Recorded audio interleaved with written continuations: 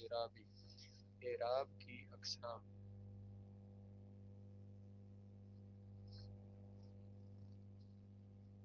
قاعدہ دیکھ لیں تو پھر اس کو دیکھتے ہیں، قاعدے کا صرف ترجمہ کر لیں۔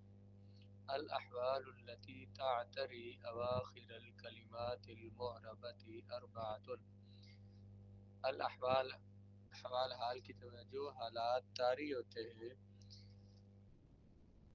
معرب کلمات کے آخر میں، وہ چار ہیں۔ یہ معرب کلمات کے آخر کے حالات چار طرح کے ہوتے ہیں۔ یا الرفع، وہ رفع ہوتا ہے، اور نصب ہوتی ہے، اور جر ہوتی ہے، اور جزم ہوتی ہے۔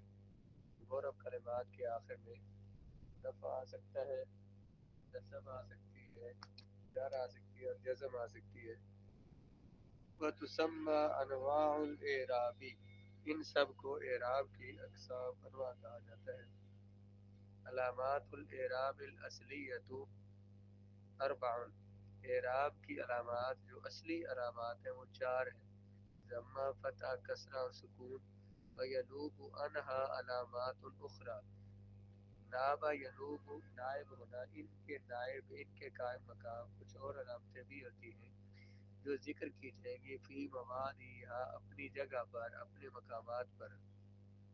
الرفع والنصب یشترکان فی الاسماء والافعال، رفع اور نصب مشترک ہے اسماء میں اور افعال میں، یعنی اسموں کے آخر میں بھی رفع اور نصب آتے ہیں اور فعلوں کے آخر میں بھی آتے ہیں۔ والجر یختص بالاسماء، جر خاص ہے اسماء کے ساتھ، یعنی جر صرف اسموں کے آخر میں آتی ہے۔ کما یختص الجزم بالافعال، جس طرح جزم خاص ہے فعلوں کے ساتھ، جزم صرف فعلوں کے آخر میں آتی ہے، اسموں کے آخر میں جر آتی ہے، جزم نہیں آتی، اور فعلوں کے آخر میں جزم آتی ہے، جر نہیں آتی۔ انواع الاعراب، الطائر یحوم، حام یحوم حوما، مانا ہوتا ہے گھومنا، پرندہ گھومتا ہے۔ الماء عذب، پانی میٹھا ہے۔ الحصان جامح، گھوڑا سرکش ہے۔ یہ تین مثالیں دی ہیں اس میں معرب کی۔ الطائر، الماء، الحصان، عذب، جامح، یہ یہاں پہ اسم معرب ہے، اسم معرب کی حالت رفع ضمہ سے آتی ہے، اسم مفرد صحیح اور اس کی حالت رفع ضمہ سے آتی ہے۔ الطائر، الماء، الحصان، ان تینوں کے آخر میں رفع آیا ہے، یہ تینوں اس میں معرب ہیں۔ جی، یوقد علی المصباح، بلکہ ان کو بعد میں دیکھتے ہیں، یہ نمبر 4 اس سے پہلی لائن میں نیچے لکھا رأیت الطائر یحوم، میں نے دیکھا پرندے کو اس حال میں کہ وہ گھوم رہا تھا، چکر لگا رہا تھا، گول چکر لگا رہا تھا۔ شربت الماء عذبا، میں نے بھی پیا پانی کو اس حال میں کہ وہ میٹھا تھا۔ ذلل الفارس الحصان، ذلل اور تذلیل کرنا، عاجز کرنا، اپنے تابع بنا لینا، تابع بنا لیا گھڑ سوار نے گھوڑے کو۔ ان تین مثالوں میں وہی فعل آئے، الطائرہ، الماء، الحصان، ان تینوں مثالوں میں وہی اسم جو ہے وہ منصوب ہے۔ نظرت الی الطائر یحوم، میں نے دیکھا پرندے کی طرف اس حال میں چکر لگا رہا تھا۔ یعیش السمک فی الماء، عاش یعیش عیشا، زندگی گزارنا، زندگی گزارتی ہے مچھلی پانی میں۔ نزل الفارس عن الحصان، اترا گھڑ سوار گھوڑے سے۔ ان تین مثالوں میں الی الطائر، الطائر جو ہے وہ مجرور ہے، السمک فی الماء مجرور ہے، نزل الفارس عن الحصان، حصان جو ہے یہ بھی مجرور ہے۔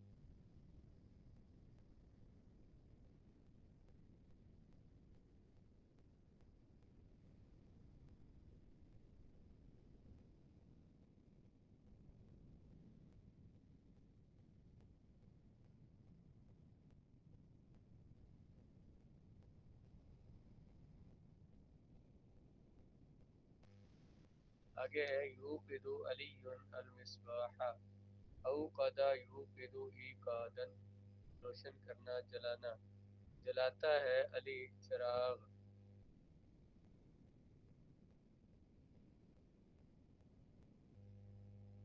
علی چراغ جلاتا ہے۔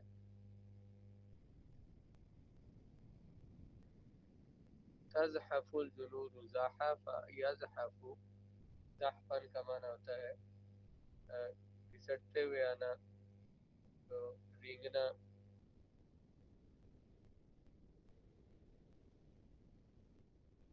رینگتا ہے، گھسٹتا ہوا آتا ہے کون؟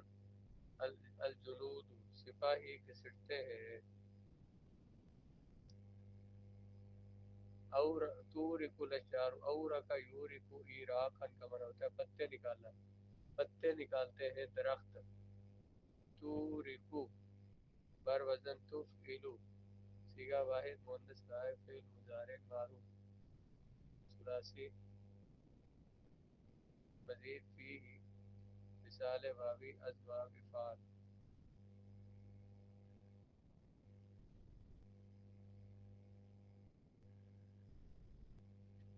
لن یوقد علی المصباح، ہرگز روشن نہیں کرے گا علی چراغ،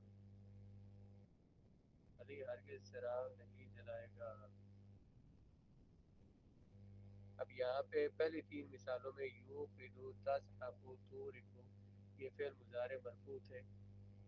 اب ان مثالوں میں لن یوقد وہی فعل مضارع جو ہے وہ منصوب ہے۔ لن تزحف الجنود، ہرگز نہیں رینگیں گے سپاہی یا لشکر۔ لن تورک الاشجار، ہرگز پتے نہیں نکالیں گے الاشجار درخت۔ لم یوقد علی المصباح، علی نے نہیں جلایا چراغ۔ لم یزحف جندی، سپاہی نہیں چلا یا نہیں رینگے سپاہی۔ زمین پہ گھسٹ کے چلنے کہتے ہیں دبا یدب، زحف یزحف۔ لم تورک شجرۃ، نہیں پتے نکالے درخت نے۔ پہلی تین مثالوں میں یہ فعل مرفوع ہے، اگلی تین مثالوں میں یہ فعل حروف نواسط کے آنے کی وجہ سے منصوب ہے، اس سے اگلی تین مثالوں میں حروف جوازم کے آنے کی وجہ سے مجزوم ہے۔ تو پہلی تین مثالوں میں مرفوع کیوں ہے؟ کیونکہ نواسب اور جوازم سے خالی ہے۔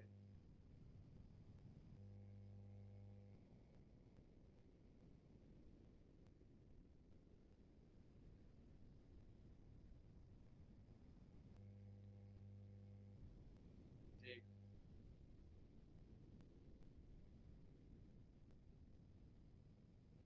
تو جب فعل مضارع پر حروف نواسب داخل ہو مضارع ہوتا ہے منصوب، جب اس پر حروف جوازم آ جائے تو فعل مضارع مجزوم ہوتا ہے، اور جب یہ حروف نواسب اور جوازم سے خالی ہو تو فعل مضارع مرفوع ہوتا ہے۔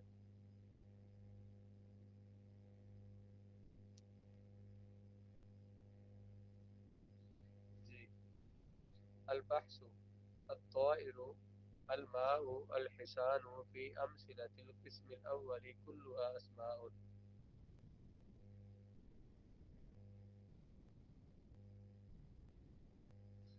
الطائر، الماء، الحصان، پہلی قسم کی سب مثالوں میں یہ تمام کے تمام اسم ہیں۔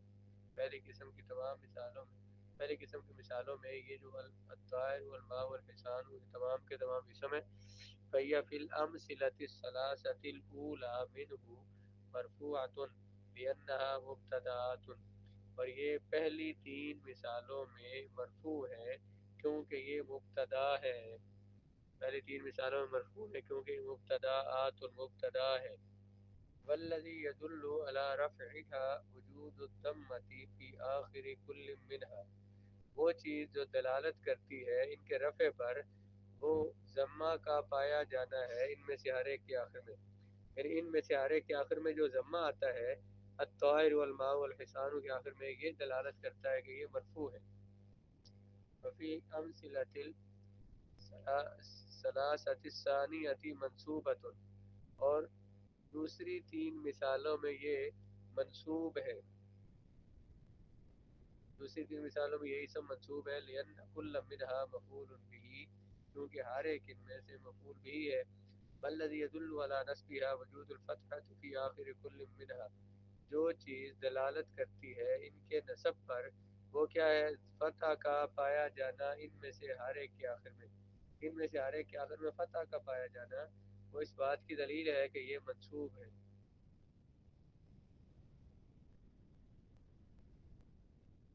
وفی الامثلۃ الثلاثۃ الثالثۃ مجرورۃ، اور تیسری تین مثالوں میں یہ مجرور ہے، لأن کل منہا مسبوق بحرف جر، کیونکہ ان میں سے ہر ایک سے پہلے حرف جر آیا ہوا ہے، ہر ایک مسبوق حرف جر کے ساتھ، یعنی ہر ایک سے پہلے حرف جر آیا ہوا ہے۔ والذی يدل على جرها وجود الکسرۃ فی آخر کل منها، جو چیز دلالت کرتی ہے اس کے جر پر وہ کسرہ کا پایا جانا ہے اس کے آخر میں، جو اس کے جر پر دلالت کرتی ہے وہ کیا چیز ہے کہ اس کے آخر میں کسرہ پایا جاتا ہے۔ فبہذا نرى هذه الاسماء قد تغيرت اواخرها، اس طرح ہم دیکھتے ہیں کہ ان اسماء کے آخر میں تبدیلی ہوئی ہے، من الرفع الى النصب، رفع سے نصب کی طرف، ثم الى الجزم، پھر جزم کی طرف، فاذا فلا بد ان تكون معربة، جب ان کے اعراب میں تبدیلی ہوئی ہے، رفع نصب جر ان پر علامتیں آئی ہیں، تو پھر اس کو معرب ہونا چاہیے۔ جی۔ الکلمات یوقد وتزحف وتورق فی امثلة القسم الثانی افعال مضارعۃ،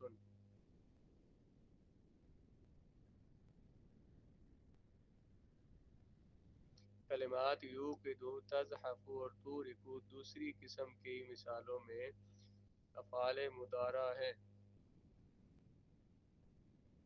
وہی فی الامثلة الثلاثة الاولى فی هذا القسم مرفوعۃ، اور یہ کلمات پہلی تین مثالوں میں، اس قسم کی پہلی تین مثالوں میں مرفوع ہیں، یعنی یہ جو پہلی تین مثالوں میں کیا ہے؟ مرفوع ہے۔ کیوں مرفوع ہے؟ لخلوها من النواصب والجوازم، نواسب اور جوازم سے خالی ہونے کی وجہ سے۔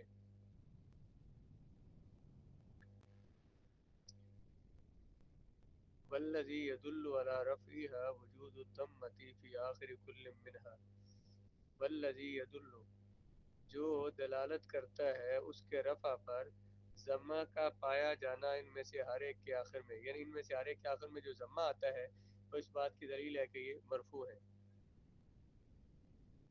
وفی امثلۃ الثلاثۃ الثانیۃ منہ منصوبۃ لدخول لن علیہا، دوسری تین مثالیں ان میں سے منصوب ہیں لن کے داخل ہونے کی وجہ سے اس پر۔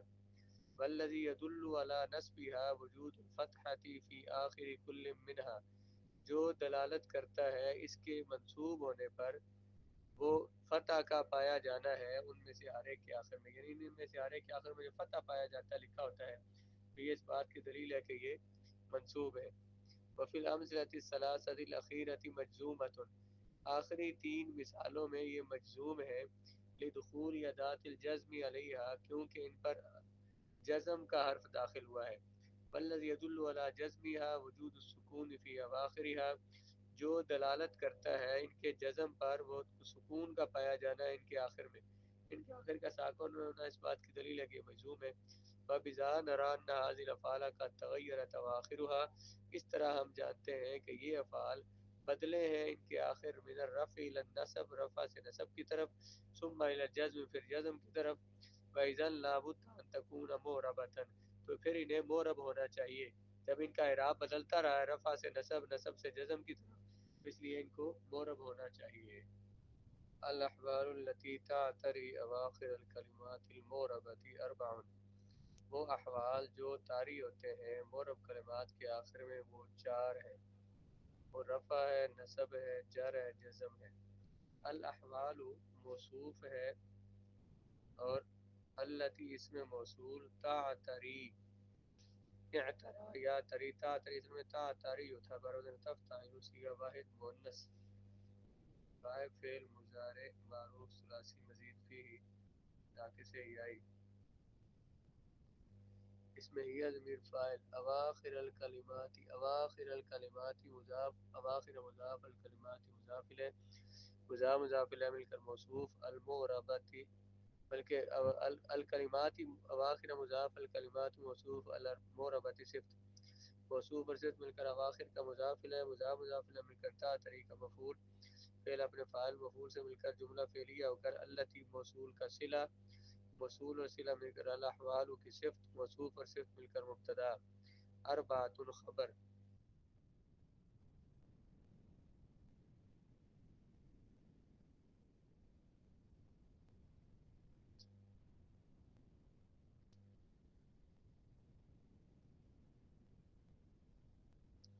وہی الرفع والنصب والجر وہ رفع ہے نصب ہے جر ہے اور جزم ہے یہ مبتدا ہے اگلے چاروں کو معطوف معطوف لا ملا کر بنا کر اس کی خبر بنا دیں وتسمى انواع الاعراب تسمى فعل اسم یذکر نائب فاعل ہے انواع الاعراب مضاف الیہ مل کر مفعول فعل اپنے نائب فاعل اور مفعول سے مل کر جملہ فعلیہ علامات الاعراب الاصلیہ اربع اعراب کی علامات ایسی علامات جو اصلیہ ہیں وہ چار ہیں علامات الاعراب مضاف الیہ مل کر موصوف الاصلیہ صفت موصوف اور صفت مل کر مبتدا اربع خبر یہ الضمۃ والفتحۃ والکسرۃ والسکون یہ مبتدا ہے اگلے جو چاروں ہیں ان کو اسی طرح سے معطوف علیہ اور معطوف ملا کر ان کو خبر بنا دے مبتدا اور خبر جملہ اسمیہ خبریہ وَيَنُوبُ عَنْهَا عَلَامَاتٌ أُخْرَى تُذْكَرُ فِي مَوَاضِعِهَا ان کے نائب ہوتے ہیں یعنی جس طرح یہ حرکتیں جس طرح اعراب دیتی ہیں نا اس طرح ان کے نائب وہ حروف جو ہوتے ہیں اعراب بالحرف جو ہوتا ہے جیسے تسمیہ کے اعراب الف کے ساتھ واو کے ساتھ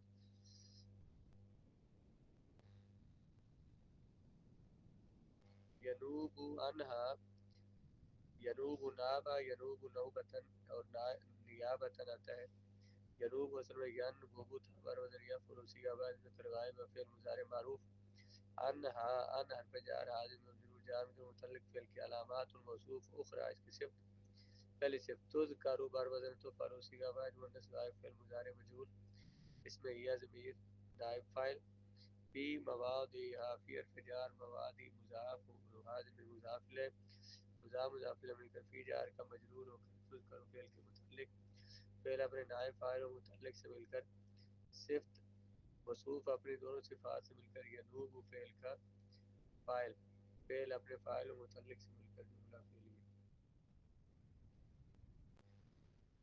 الرفع والنصب يشتركان في الاسماء والافعال الرفع معطوف له وهو كتب النصب معطوف له معطوف مل کر مبتدا يشتركان بروزن يفتعلان صيغه تسميه مذكر غائب فعل مضارع معروف ثلاثي مزيد فيه هي الباء افتعال الف ضمیر اسم فاعل في الاسماء في حرف جار الاسماء معطوف له وهو كتب الافعال معطوف له معطوف مل کر فی حرف جار کا مجرور ہو کر یشترکان کے متعلق فعل اپنے فاعل و متعلق سے مل کر جملہ فعلیہ ہو کر خبر مبتدا اور خبر مل کر جملہ اسمیہ اور فعل الجر یختص بالاسماء الجر مبتدا یختص بسم یختص بر یفتعل اسی آباد میں کر غائب فعل مضارع معروف ثلاثی مجرد صحیح ہوا ضمیر اس کا فاعل بالاسماء جار مجرور اس کے متعلق